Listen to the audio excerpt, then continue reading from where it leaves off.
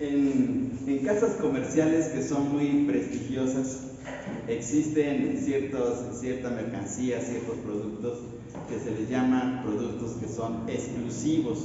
Por ejemplo, hay ropa que es muy exclusiva, zapatos que son muy exclusivos, bolsas, etcétera, y que pues podemos decir que son caros porque son únicos, porque no se repiten, no están hechas en serie, ¿sí? Los hacen de una manera muy especial. Pues así son los salmos. Cada salmo es muy especial, cada salmo es muy diferente. O puede ser que en un momento dado hay ciertas enseñanzas semejantes, hay ciertas frases muy parecidas a otros salmos, pero cada uno tiene una enseñanza muy especial. Podemos decir que cada salmo es exclusivo, y este salmo pues es de la misma manera. Nosotros, estamos viendo que el libro de los salmos está dividido en 5 libros. Los salmos son 150 cantos u oraciones, pero que están seccionados, están divididos, clasificados en 5 libros. Cada libro tiene cierta cantidad de salmos. Nosotros estamos en el libro 2, aquí vamos en el Salmo 66, y así vamos a ir avanzando. Desde tiempos muy antiguos, desde antes de la venida del Señor Jesús, desde su nacimiento, desde antes, ya los estudiosos, los sabios judíos habían clasificado el libro de los Salmos y los habían dividido conforme a los libros que aparecen en la ley. ¿Cuáles son los libros de la ley? Pues son Génesis, Éxodo, Levítico, Números y Deuteronomio. Entonces así los clasificaron estos sabios judíos. Entonces nosotros estamos siguiendo esa clasificación. Estamos en el libro. Bueno, el Salmo 66 es un salmo especial que tiene que ver con las obras de Dios. Y vamos a ver, exaltando las asombrosas obras de Dios. ¿De dónde sale ese título? Pues fíjense bien, hermanos, el versículo 3, por favor, abran sus Biblias, y en el Salmo 66, versículo 3, dice de la siguiente manera: decid a Dios, cuán asombrosas son tus obras, cuán asombrosas son tus obras. Y de ahí viene el título, ¿sí? Entonces, exaltando las asombrosas obras de Dios. Entonces, ese es el título para este salmo. Volvemos a repetir, tiene 20 versículos y es un salmo que se puede leer fácilmente, rápidamente, no nos lleva mucho tiempo. Vamos a leerlo en forma alternada, y cuando lleguemos al versículo 20 lo leemos todos juntos. Versículo 1 dice: aclamad a Dios con alegría, toda la tierra. Cantad la gloria de su nombre, poned gloria en su alabanza. Decid a Dios, cuán asombrosas son tus obras. Por la grandeza de tu poder se someterán a ti tus enemigos. Toda la tierra te adorará y cantarán a ti, cantarán tu nombre. Venid y ved las obras de Dios, temible en hechos sobre los hijos de los hombres. Volvió el mar seco, por el río pasaron a pie, allí iremos a la casa. Él señorea con su poder para siempre. Sus ojos atalayan sobre las naciones, los rebeldes no serán enaltecidos. Bendecid pueblo de nuestro Dios, haced oír la voz de su alabanza. Él es quien preservó la vida a nuestra alma y no permitió que nuestros pies resbalasen. Porque tú nos probaste, oh Dios, nos enseñaste como la pena de la cara. Nos metiste en la red, pusiste sobre nuestros lomos pesada carga. Hiciste trabajar hombres sobre nuestra cabeza, pasamos por el fuego y por el agua, y nos sacaste de la abundancia. Entraré en tu casa con holocaustos, te pagaré mis votos. Que pronunciara mis labios y abra mi boca cuando estaba mi vida. Holocaustos de animales engordados te ofreceré, con sahumerio de carneros, te ofreceré en sacrificio bueyes y machos cabríos. Venid y oíd todos los que teméis a Dios, y cantaré lo que ha hecho a mi alma. A ti clamé con mi boca y fue exaltado con mi lengua. Si mi corazón hubiese sido olvidado la iniquidad, el Señor me habría escuchado. mas ciertamente me escuchó Dios, atendió la voz de mi súplica. Bendito sea Dios que no echó de sí mi oración, ni de mí su misericordia. Miren qué hermoso salmo, y es un salmo lleno de entusiasmo, lleno de regocijo, de alegría, de estar exaltando, alabando, adorando a Dios. Y vamos a ver cosas muy especiales en este salmo. Bien, vamos a ver ahora aquí. ¿De qué se trata este salmo? Primeramente, este salmo forma parte de un grupo de 50 salmos. De los 150, 50 son llamados anónimos. ¿Por qué anónimos? Porque no se sabe quién los escribió. La mayoría de los salmos fueron escritos por David. El rey David escribió 75 salmos. Después hubo otras personas, hombres piadosos, hombres que amaban a Dios, que también escribieron los salmos. Por ejemplo, Salomón, Moisés y algunos directores de coro del tiempo de David, como Asaf, como Amán, como Etán, que también escribieron salmos. Pero este salmo en particular es un salmo anónimo porque no se sabe quién lo escribió. Obviamente que este salmo fue inspirado por Dios, pero no se sabe quién lo escribió. Bien, vamos aquí. El salmo presenta una combinación de la alabanza en comunidad y en el individuo. O sea, hace un llamado a que juntos, como pueblo de Dios, alabemos a Dios, pero también que cada uno en forma particular lo haga. Se desconoce el contexto histórico de este salmo, o sea, no se sabe cómo es que surgió. Los rabinos lo sitúan después del exilio de Babilonia, hace una postura de los rabinos. El Salmo 66 menciona hechos históricos en el pueblo de Israel, aunque sin ser tan explícito. Ahorita lo vamos a ver acerca de esto. Aquí Dios es presentado con el nombre de Elohim. La mayoría de las veces, es decir, en el texto hebreo aparece con su nombre Elohim, que indica la supremacía de Dios y Dios soberano y poderoso. Pero esto es en el versículo 10, pero en el versículo 18 aparece el nombre de Adonai en el hebreo, que significa Señor. Nosotros, como estamos en nuestra versión española, no nos damos cuenta acerca de esto, pero aparece este nombre muy especial, que es Adonai, que significa Señor. Muy bien, ahora una cosa más. Vamos a ver tres cosas muy especiales en este salmo. Primero, las maravillas de Dios en la tierra, las maravillas de Dios en su pueblo y las maravillas de Dios en el creyente. Está dividido en tres partes. En tres partes está dividido este salmo. Las maravillas de Dios en la tierra, las maravillas de Dios en su pueblo y las maravillas de Dios en el creyente, en la persona que está escribiendo este salmo, y también para cada uno de nosotros. Entonces, así está dividido este salmo. Es una cosa muy especial porque en este salmo los primeros 12 versículos, es decir, del 1 al 12, tiene que ver con mucha gente, ya sea la tierra o ya sea con el pueblo de Dios. Pero a partir del versículo 13 hasta el 20 cambia para hablar de una manera más personal, ¿sí? Porque tiene que ver con la adoración, con la alabanza, con el hecho de que el creyente debe de exaltar a Dios. Y vamos a ver acerca de esto, ¿sí? Primero, una observación pertinente, ya lo estamos mencionando. El Salmo está dividido en dos secciones en el sentido de su redacción.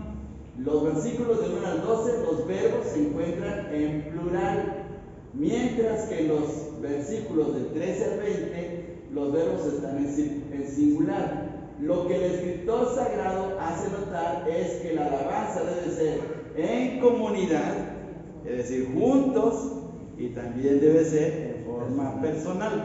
De eso trata así el Salmo. Muy bien, ahora vamos a ver aquí acerca de esto.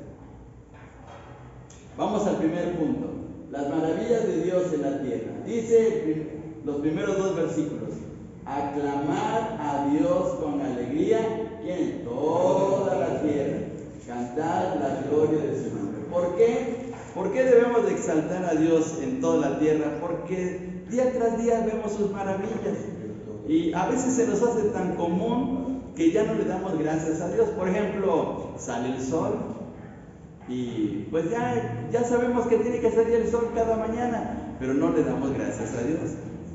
Por ejemplo, la lluvia, o que hace viento, o que hace calor, o que de momento hace un poquito de frío y eso, pero todo eso Dios lo está manejando porque tiene un propósito especial para la tierra. Por ejemplo, ¿qué pasaría si no hubiese viento? Si no hay viento, por ejemplo, no se lleva a cabo la polinización de las flores de los árboles frutales, ¿sí? Porque los vientos ayudan a que las flores sean polinizadas y de esa manera después se produzcan los frutos. Entonces, si no hay viento, imagínense, si no hay lluvia, pues imagínense los problemas que nos metemos si no hay lluvia, porque no hay agua. Entonces, bueno, Dios está haciendo cosas grandes, asombrosas en la tierra. Amén. Y por lo tanto, el escritor sagrado, el escritor de este salmo nos invita a clamar a Dios. Veamos las palabras que utiliza. El entusiasmo por exaltar a Dios. Veamos los verbos que están en rojo. Aclamar a Dios, cantar la gloria de su nombre, poner gloria en su alabanza, decir a Dios. Esos verbos están en forma entusiasta, pero también como si fuera una orden.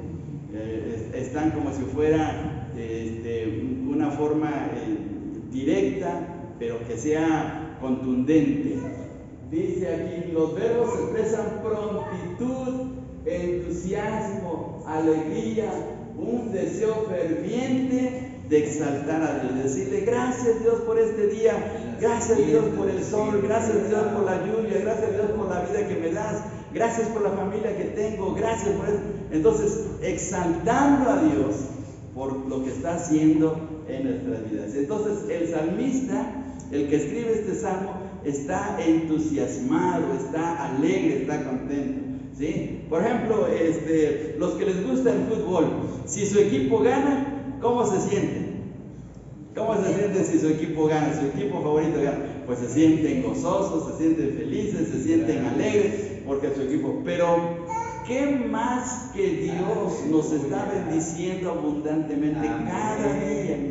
¿Sí? Y cosas asombrosas está haciendo Dios en cada uno de nosotros. Fíjense bien. Ahora vamos a ver una cosa más todavía. ¿Cómo exaltar a Dios? Aquí el que escribe este salmo nos anima a poder exaltar a Dios de esta manera. Por ejemplo, aclamando con alegría. Aclamando significa que lo digamos de una manera muy expresiva. Gracias Dios, gracias por tu ayuda, gracias por tus bendiciones, gracias por lo que estás haciendo en mis hijos, en mi familia, en mi trabajo, etc. Y lo está haciendo pero con un entusiasmo muy ferviente. Luego también cantando a su glorioso nombre, cantando. Una de las cosas que aprendemos en la vida cristiana es a cantar a Dios. Bueno, pues ahí en la casa cantamos de muchas cosas, pero cuando llegamos a conocer de Dios, cuando llegamos a conocer del Señor Jesús, empezamos a cantar de una manera diferente. Ya no son las canciones de esas tristes, melancólicas, de esas canciones negativas de que me dejaste o te voy a dejar y que un montón de cosas así negativas. No, ahora es exaltando a Dios, dándole gracias por todo lo bueno que es. Entonces, el canto cristiano, el canto espiritual, es un canto que nos conforta, nos anima, nos ayuda. Fíjense bien, hermanos, lo que dice el apóstol Santiago. Vamos hasta Santiago capítulo 5, por favor. Santiago capítulo 5 y versículo 13. La carta de Santiago en el Nuevo Testamento rumbo hacia Apocalipsis, capítulo 5, versículo 13. Capítulo 5 y versículo 13. Lo leemos todos juntos. Dice de la siguiente manera la palabra del Señor: ¿está alguno entre vosotros afligido? Haga oración. ¿Está alguno alegre? Cante alabanzas. Entonces, si estamos alegres, ¿qué debemos de hacer? Cantar a Dios, cantar alabanzas, dice aquí. Y si estamos tristes, pues hay que hacer oración, ¿sí? Entonces debemos de cantar a Dios porque de verdad esto es confortante. Se han hecho estudios hasta psicológicos de ver el beneficio de cantar a Dios en la iglesia. He leído artículos de psicólogos que dicen que dicen, si usted se siente deprimido, se siente triste, vaya a su iglesia, cante a Dios, exprésele a Dios lo que siente, y ahí pues es una mejor terapia, es una mejor cosa porque nos acercamos a Dios. Y el libro de los Salmos precisamente hablan acerca de eso. Los salmos se pueden clasificar de una manera muy sencilla, entre oraciones y cantos. Algunos salmos son para orar, otros salmos son para cantar. Entonces, debemos de aprovechar eso porque al expresar a Dios nuestro canto, nos llenamos de regocijo, nos llenamos de pensamientos positivos.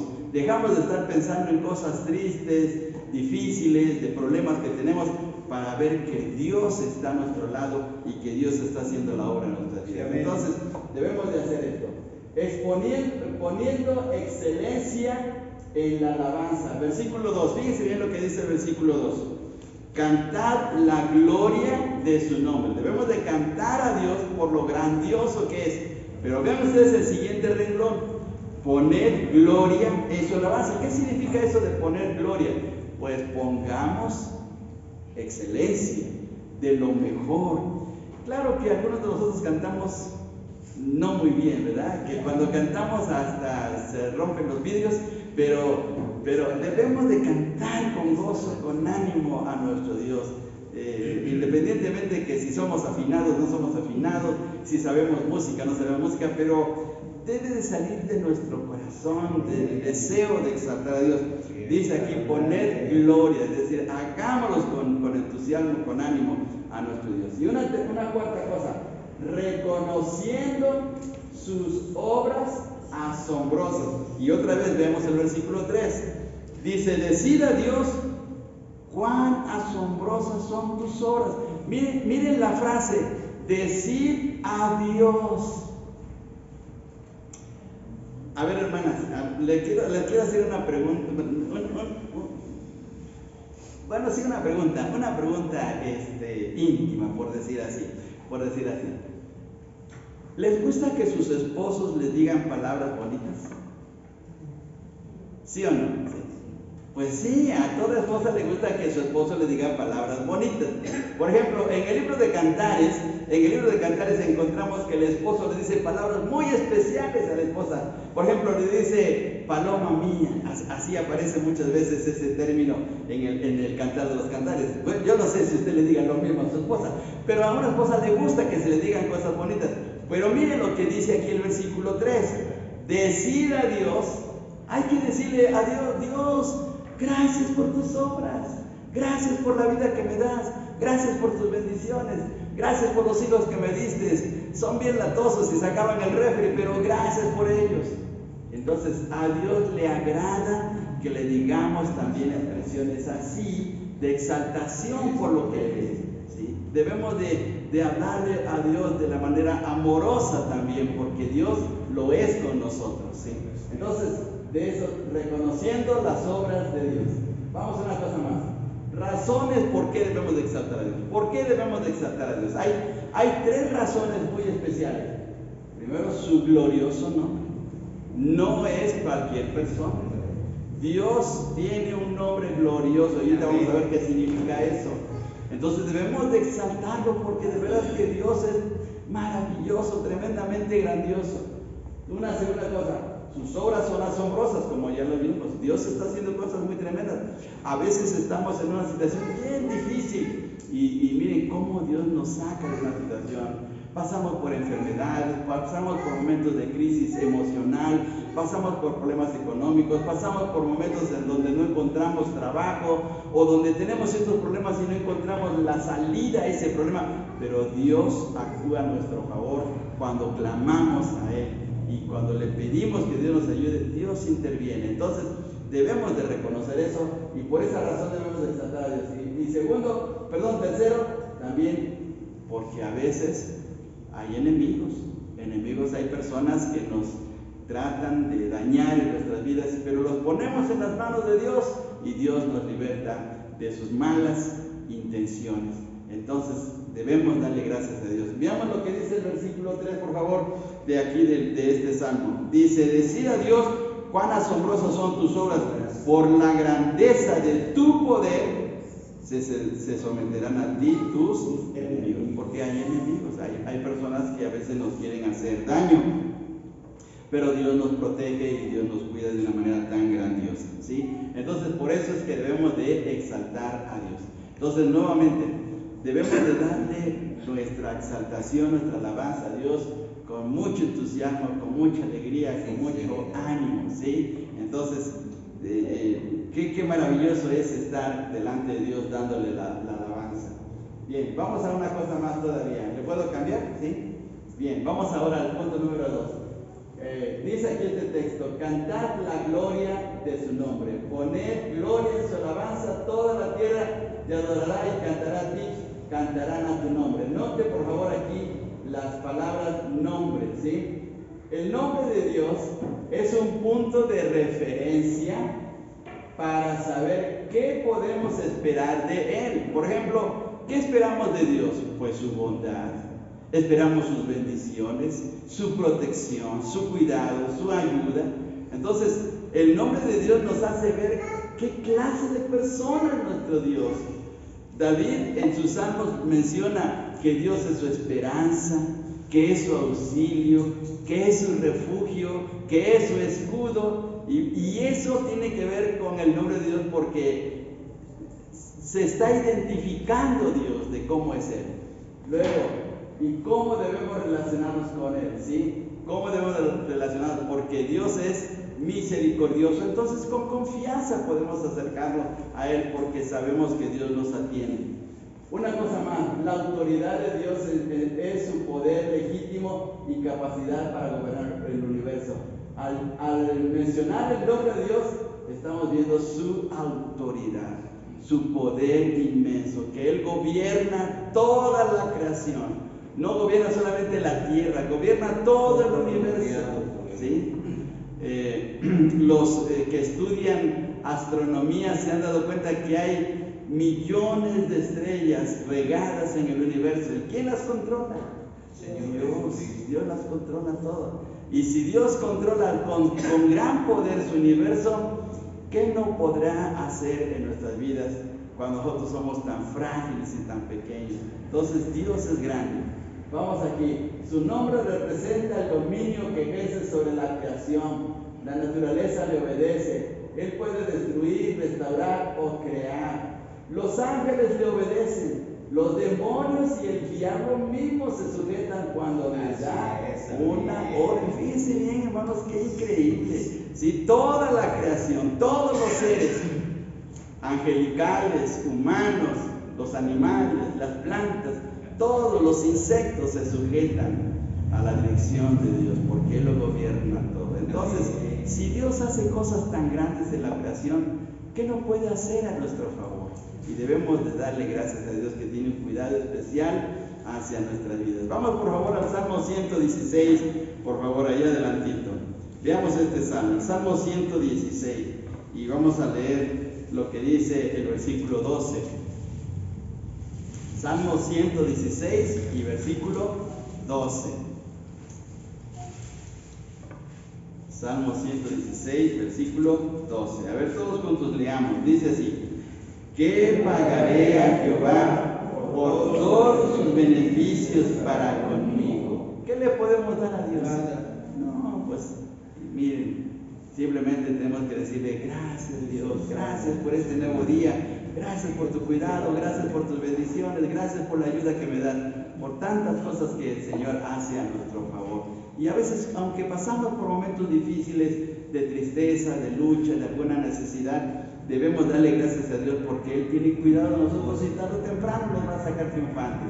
Así es que tomemos en cuenta esto. Bien, ahora vamos aquí, vamos a este punto: las maravillas de Dios en su pueblo. Entonces, primero tiene que ver con toda la tierra, y debemos de alabarle a Dios como su creación, como parte de este mundo, pero ahora también como parte de su pueblo, ¿sí? La Biblia nos hace ver que a través de la obra preciosa del Señor Jesucristo, ahora somos pueblo de Dios, ¿sí? Miren qué bendición tan grande.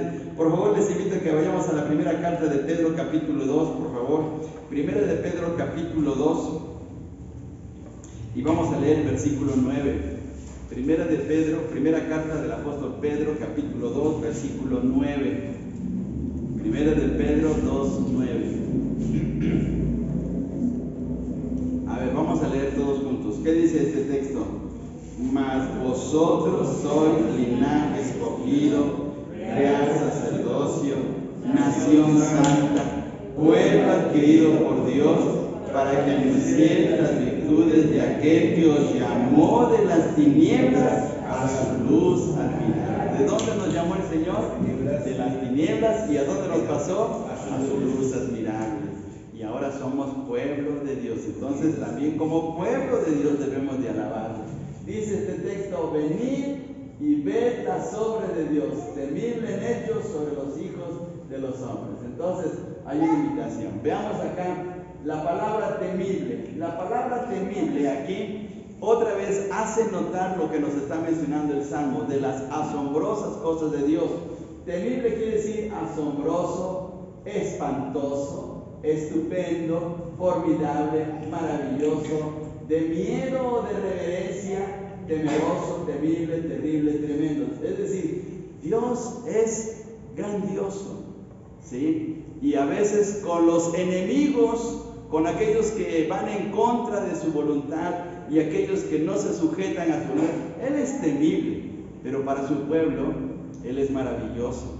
Él es sensible a la necesidad de su pueblo y actúa de una manera asombrosa o de una manera estupenda a nuestro favor, ¿sí?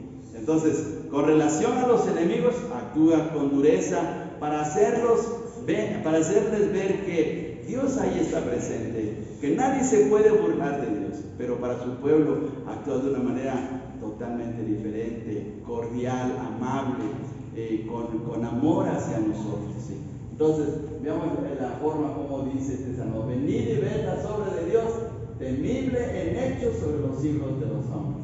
Bien, ahora vamos a ver aquí cómo son las obras de Dios, cómo ha actuado Dios. En este salmo vamos a ver que las obras de Dios son de tres formas: los milagros, los cuidados y las pruebas. Fíjense bien, hermanos, versículos 6 y 7. 6 y 7. Versículos 6 y 7. Lo leemos todos juntos. Volvió el mar en seco, por el río pasaron a pie, allí en él nos alegramos. Él señorea con su poder para siempre, sus ojos atalayan sobre las naciones, los rebeldes no serán enaltecidos. Fíjense bien que en el versículo 6 está mencionando un hecho histórico en el pueblo de Dios, aunque no lo menciona directamente, lo está diciendo en forma poética. Dice: volvió el mar en seco. ¿Cuándo ocurrió eso? Bueno, vamos a verlo aquí. Vamos a ver aquí, ahí está ya la presentación. ¿Cuándo ocurrió, hermanos?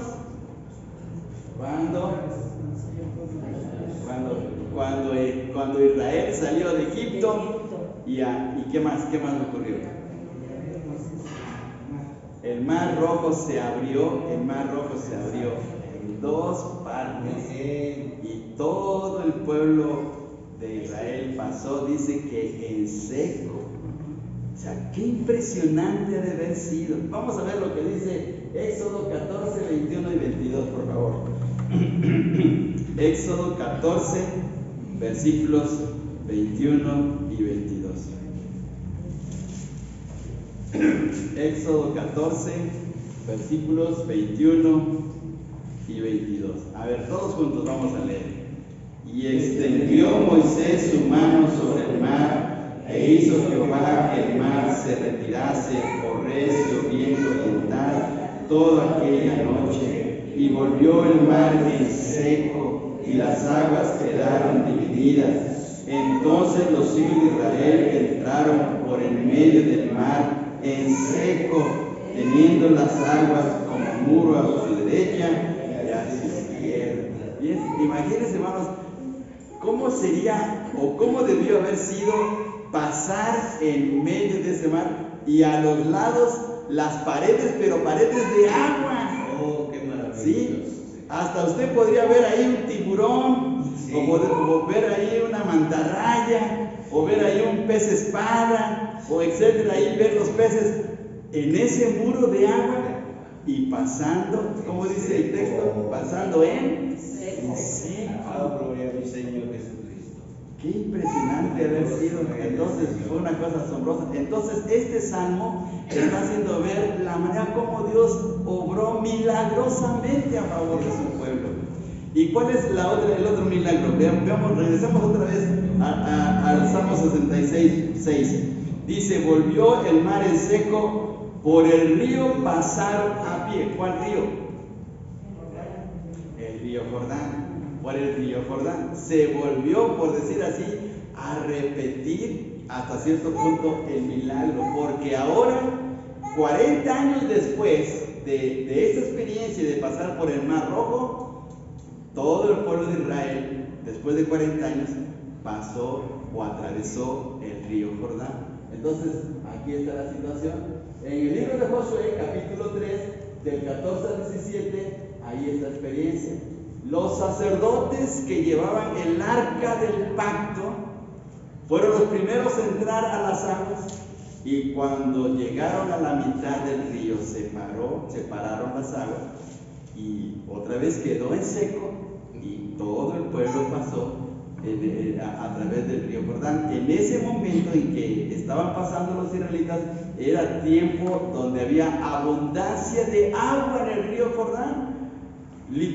Propiamente no podrían haber pasado porque había demasiada agua, pero Dios les abrió camino. Vamos a ver lo que dice Josué capítulo 3, por favor. Josué capítulo 3, versículos del 14 al 17. Josué capítulo 3, del 14 al 17. También lo leemos todos juntos. Ahí está la cita bíblica en la presentación, ¿sí?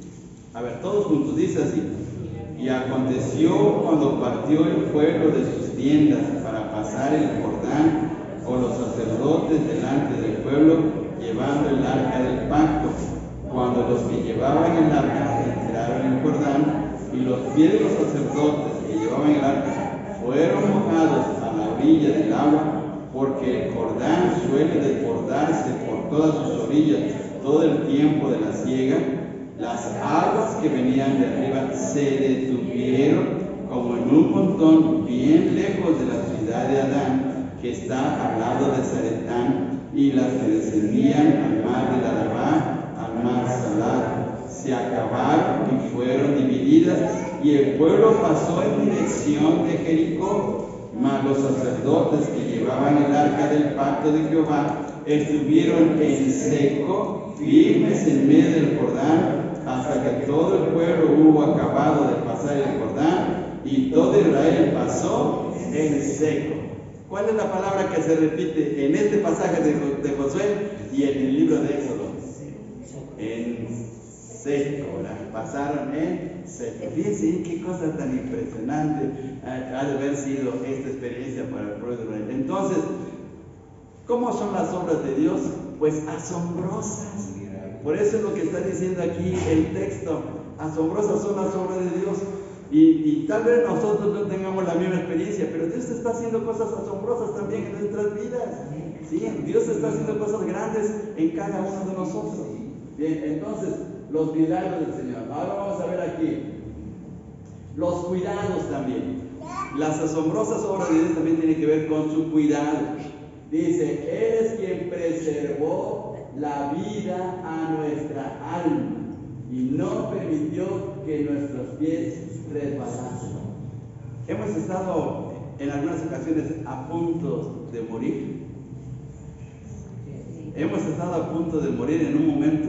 Sí, nos ha dado tal vez alguna situación de enfermedad, o tal vez algún accidente, una situación así que nos pasó. Pero ¿qué hizo Dios? Veamos. Dice: Él es quien preservó la vida a nuestra alma. Estábamos a punto de chocar, tal vez con un tráiler o contra otro carro, y Dios nos libró. Dios nos preservó la vida. Dios nos sacó de una situación difícil, ¿sí? Entonces Dios está actuando a nuestro favor con su cuidado. Y dice también que no permitió que nuestros pies resbalasen, ¿sí? De que cayéramos en una situación crítica, grave en nuestras vidas. Bien, fíjense bien, Dios hizo una cosa muy especial con su pueblo. Dentro de sus tantos cuidados que Dios tuvo para Israel, les repartió la tierra de Canaán por sus tribus. Dice aquí Josué 11:23, tomó pues Josué toda la tierra conforme a todo lo que Jehová había dicho a Moisés, y la entregó Josué a los israelitas por herencia, conforme a su distribución, según sus tribus, y la tierra descansó de la guerra. Dios les dio descanso. Después de 40 años de estar vagando en el desierto, ahora ya tenían su tierra, tenían sus propiedades. Dios les estaba bendiciendo porque Dios había hecho esa promesa especial con ellos. Y Dios está haciendo cosas grandes también a nuestro favor. Fíjense bien qué cosas tan tremendas. Vamos a una cosa más todavía. Las pruebas también, ¿sí? ¿Qué hace Dios también con nosotros? Aunque tal vez no quisiéramos, pero Dios nos prueba. Dios nos prueba. Por ejemplo, dice, porque tú nos probaste, oh Dios, nos ensayaste como se afina la plata, nos metiste en la red, pusiste sobre nuestros lomos pesada carga, hiciste cabalgar hombres sobre nuestra cabeza, pasamos por el fuego y por el agua. Todo ese tipo de verbos que aparecen aquí tienen que ver con lo que Dios está haciendo en nuestras vidas. Ahora, déjame preguntarles, ¿las pruebas de Dios son malas? Las pruebas de Dios son para ayudarnos en nuestras vidas, para que podamos ver el poder de Dios, para que sigamos avanzando en nuestra vida espiritual, para que sigamos experimentando de lo maravilloso que Dios. Y fíjense bien cómo termina el texto. Todo esto pasamos, pero ¿qué más? Y nos sacaste abundancia. Nos sacaste abundancia. Las pruebas que pasamos es porque Dios tiene un propósito grandioso en nuestras vidas. Veamos, por ejemplo, aquí, en este texto, dice, todo el pueblo observaba el estruendo y los relámpagos y el sonido de la bocina, y el monte humeaba, y viéndolo el pueblo temblaron y se pusieron de lejos, y dijeron a Moisés, habla tú con nosotros, y nosotros oiremos, pero no hable Dios con nosotros para que no muramos. Y Moisés respondió al pueblo, no temáis, porque para probaros vino Dios, para que su temor esté delante de vosotros, para que no pequéis. Eso está en Éxodo 20, 18 al 20. Dios estaba probando a su pueblo. ¿Para qué? Para que no pecaran. Veamos aquí en este sentido. ¿Para qué nos prueba Dios? Primero, para que no pequemos. Éxodo 20, 20. Para darnos seguridad. Isaías 43, 2. Vamos a Isaías 43, 2, por favor. Para darnos seguridad. 43, 2. A ver, todos juntos vamos a leer este texto. Miren qué texto tan bonito, qué texto tan especial, hermanos. 43, 2. Todos juntos. Cuando pases por las aguas, yo estaré contigo. Y si por los ríos, no te negará. Cuando pases por el fuego, no te quemarás, ni la llama arderá en ti. Fíjense bien el primer renglón. Cuando pases por las aguas, ¿qué más? Yo estaré contigo. Es decir, ahí está la seguridad de Dios. A veces las pruebas son difíciles, son duras, nos traen tristeza, lágrimas, a veces un poquito de desorientación, pero Dios está ahí probándonos para ayudarnos a salir triunfantes. Entonces nos da seguridad para hacernos valiosos. Vamos a Job 23:10, por favor. Job 23:10. Job 23:10. Y a ver también, todos juntos leamos. Job 23:10. Dice así: mas él conoce mi camino, me probará y saldré como oro. ¿Y qué es el oro? ¿Qué es el oro? Un metal precioso, ¿verdad? Un metal muy valioso. Las naciones, ahora hablando de economía de los países, ¿En dónde está basado su economía?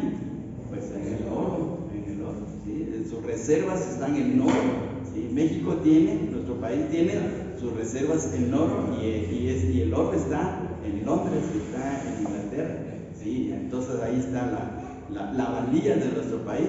Entonces dice el texto, me probará y saldré como oro, saldré valioso para la obra de Dios, dice Job, y para bendecirnos. Otra vez, ahí está Isaías 66:12, regresamos aquí al texto. Dice, pasamos por el fuego y por el agua y nos sacaste a milagros. Entonces, miren qué bendición tan grande, porque a veces nos desesperamos, decimos, ¿y ahora qué voy a hacer con esta semana que tengo tantos problemas, tengo tantos gastos, tengo tantas situaciones, no sé qué hacer? Pero mire lo que dice el Señor. Pasamos por el fuego, pasamos por el agua y nos sacaste. Miren qué tremendo, ¿sí? Vamos ahora aquí todavía. Vamos aquí. Las maravillas de Dios ahora en el creyente. Primero, que tiene que ver con toda la tierra. Luego con el pueblo de Dios, para ver cómo Dios estaba actuando con su pueblo Israel y también lo está haciendo con nosotros. Ahora con el creyente, ahora de manera individual. Venid, oíd todos los que teméis a Dios y contaré lo que ha hecho a mi alma. Ahora es una situación personal, ¿sí? Ahora en forma individual. Por ejemplo, como pueblo de Dios, el Señor nos ha bendecido de muchas maneras, pero también en forma individual. Vamos a ver ahora aquí. ¿Qué hizo Dios con el salmista? Fíjense bien. En el versículo 14 dice, y habló mi boca cuando estaba angustiado. ¿Qué cosas nos angustian, hermanos? A ver, díganme ustedes algunos ejemplos. ¿Qué cosas nos traen angustia? La economía. La economía, muy bien, la economía. Cuando nuestros hijos se enferman, ¿sí? Cuando nuestros hijos se enferman, pues a veces nos metemos en aprietos, ¿verdad? Muy bien. ¿Qué otra cosa nos traen angustia? Familiares. Los familiares también, cuando los familiares son tremendos, o también cuando no tenemos trabajo. Decía una persona, dice, ¿cuánto trabajo para conseguir trabajo? ¿Cuánto trabajo para conseguir trabajo? Sí, a veces sí. Entonces hay cosas que nos angustian, una enfermedad de momento que nos llega, alguna situación crítica en la familia. Bueno, pues entonces nos angustia. Pero miren, dice aquí el texto, a Él, o sea, a Dios, clamé con mi boca y fue exaltada con mi lengua, mas ciertamente me escuchó Dios, atendió a la voz de mi súplica. ¿Ustedes creen que Dios nos escucha? ¿O Dios está tan ocupado allá en el cielo que ni siquiera se acuerda de nosotros? No, Dios nos atiende. Y nos atiende de una manera individual. Fíjense bien, hermanos, somos millones de personas en el mundo. Y sin embargo, si cada uno clama a Dios, Dios nos escucha a cada uno en forma personal. Miren qué tan grande y qué tan asombrosas son las obras de Dios, que en forma personal Dios nos atiende. Bien, veamos una cosa más todavía. ¿Qué hizo el salmista para que Dios lo escuchara? Dios lo escuchó, pero ¿qué tuvo que hacer la persona que está escribiendo este salmo? Fíjense bien lo que dice. Si en mi corazón hubiese yo mirado ¿a qué? A la iniquidad, el Señor no me habría escuchado. ¿Qué quiere decir aquí el salmista con estas palabras? Que si el salmista hubiera caído en algún pecado, en alguna mentira, en alguna cosa que no era correcta delante de Dios, Dios no le hubiera escuchado, porque estaría en desobediencia con Dios. Entonces eso nos da una clave. Si queremos que Dios nos atienda nuestra voz, que escuche nuestra oración y nos conteste, entonces ¿cómo debe estar nuestro corazón? Debe estar limpio. ¿Y qué debemos de hacer para que nuestro corazón esté limpio? Pues pedir al Señor que nos limpie. Vamos a Isaías capítulo 1, versículo 18, fíjense bien. Isaías 1, 18. Isaías 1, 18. Todos juntos vamos a leer este texto. Isaías 1, 18. A ver, todos juntos, dice así. venid luego, dice Jehová, y estemos a cuenta. Si vuestros pecados fueren como la grana, como la nieve serán emblanquecidos. Si fueren rojos como el carmesí, vendrán a ser como blanca lana. ¿Y qué tenemos que hacer para que se conviertan esos pecados rojos y negros en algo blanco y limpio?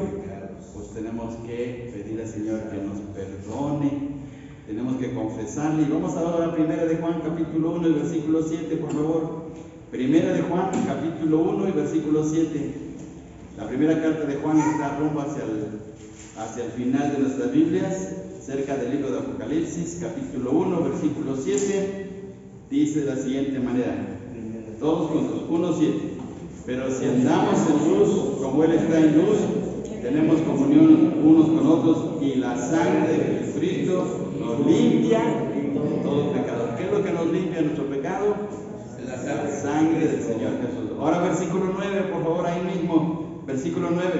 Si confesamos nuestros pecados, Él es fiel y justo para perdonar nuestros pecados y limpiarnos de toda maldad. Entonces tenemos que confesar nuestro pecado.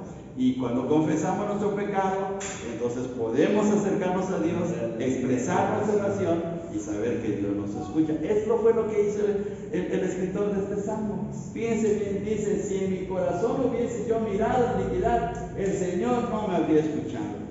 Él se mantuvo limpio en su corazón para que Dios le escuchara. Bien, ahora una cosa más todavía. Seguimos aquí. ¿Cómo respondió el salmista a Dios? Cuando Dios escuchó su oración, cuando Dios le dio la bendición de lo que él pedía, ¿qué hizo el que escribió este salmo? Pues fíjense bien, dice, dio ofrendas, dando ofrendas. Correspondió el salmista dando ofrendas. Vamos al versículo 13 al 15. Otra vez, regresamos al Salmo 66. Y fíjense bien la manera como lo hizo. En ese tiempo, en el tiempo en que se escribió este salmo, se daban ofrendas de animales. Fíjense bien, los versículos 13 al 15. Entraré en tu casa con holocaustos, te pagaré mis votos que pronunciaron mis labios, y habló mi boca cuando estaba angustiado. Holocaustos de animales engordados te ofreceré, con sahumerio de carneros te ofreceré sacrificios bueyes y machos cabríos. Estos animales que se mencionan aquí eran los animales sagrados que se ofrecían a Dios, no cualquier animal, eran animales sagrados. Y fíjense bien en el versículo 15, dice, holocaustos de animales engordados te ofreceré. Es decir, que estaba buscando lo mejor para darle a Dios. Porque si Dios le había contestado de su oración, de su angustia, de lo que estaba pasando, pues ahora él con gratitud le estaba ofreciendo a Dios estos sacrificios. Luego, pagando sus votos, dice el versículo 13, invitando a exaltar a Dios, versículo 16, dice, venid, oíd todos los que teméis a Dios. No solamente él estaba gozoso por lo que Dios le había respondido, sino quería que otros también se acercaran a Dios. Los invita a participar. Y luego, versículo 20, bendiciendo a Dios por su misericordia. ¿Cómo termina el versículo 20? A ver todos juntos. Bendito sea Dios, que no echó de sí mi oración, ni de mí su misericordia. Oh, gracias Dios, estaba diciendo el salmista, gracias Dios, porque de verdad eres bueno, tú tienes misericordia de mí, me has escuchado mi oración. Entonces estaba muy gozoso el salmista, el que había escrito este salmo. Fíjense bien qué cosa. Y ahí está el texto, ¿sí? Bien, vamos a ver aquí. Ahora, ¿cuál es la obra más grande y asombrosa que ha hecho el Señor en nuestras vidas? Pues miren lo que dice este texto.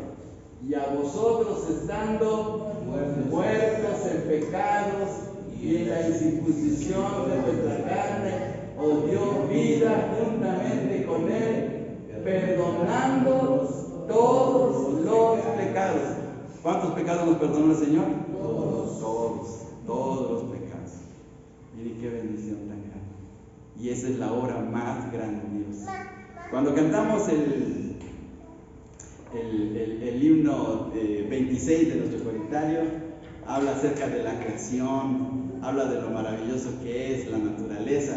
Pero ¿qué dice? Dice el canto, dice, pero la obra más grande, ¿cuál fue? ¿Cuál fue la obra más grande? El Señor nos dio vida, nos dio perdón, que Dios nos dio una nueva esperanza, etc. Sí, entonces Dios hizo cosas grandes. Y aquí está la obra más grande de Dios. Y a vosotros, estando muertos en pecados y en la incircuncisión de vuestra carne, os dio vida juntamente con Él, perdonando todos los pecados. Miren, entonces, el hecho de haber aceptado a Cristo en nuestro corazón como nuestro Salvador personal nos da esa bendición tan grande. ¿Sí? Entonces, quien no ha hecho esa decisión, pues está perdiendo esa bendición tan grande. Necesita decirle: Señor Jesús, ven a mi corazón, te entrego mi vida, perdona mis pecados. Y mire, el Señor viene a nuestro corazón y nos da una vida nueva. Y de esa manera es la obra más grandiosa. Bien, vamos a terminar, hermanos. Vamos a terminar. ¿Qué nos enseña este salmo? Lecciones del Salmo 66. ¿Qué nos enseña este salmo? Número 1. Dios es digno de que lo exaltemos, alabemos y adoremos con dedicación a su servicio. ¿Dios es digno o no es digno? Sí, claro que sí. Entonces debemos darle con dedicación nuestro servicio a Dios. Número 2. Dios hace asombrosas obras en nuestras vidas. ¿Cuándo? Hoy también. Así como lo hizo en el tiempo antiguo, con su pueblo, con la tierra, con el que escribió este salmo, lo está haciendo también hoy con nosotros. 3. Los creyentes debemos aprender a alabar juntos a Dios como pueblo suyo. Entonces, ¿debemos de venir a la iglesia? Sí, porque algunos dicen: no, hermano, yo me quedo en mi casa, prendo la computadora o prendo el celular y escucho alabanzas. Bueno, está bien, eso ya en su casa, pero como pueblo de Dios también debemos estar juntos. Bien. 4. El Hijo de Dios debe personalmente reconocer la obra de Dios en su vida y exaltarlo. No debemos decir, es que hoy me dieron un buen sueldo, pero porque yo me lo gané. No, es de Dios, es que Dios nos bendice. Si usted recibió un doble sueldo y hasta le dieron hasta la prima vacacional, como dicen ahí en los trabajos, pues es bendición de Dios. ¿Sí? 5. La mayor y asombrosa, aquí me faltó, obra que Dios hizo en nuestras vidas fue salvarnos del pecado por la muerte de su Hijo. Esa es la mayoría. ¿Sí? ¿De qué sirve ganar todo el mundo y perder nuestra alma? De nada sirve. ¿Sí? Entonces, la mayor obra es que Cristo nos salvó. Luego 6. Las pruebas que Dios nos hace pasar es para bien de nuestras vidas. Entonces, no reneguemos.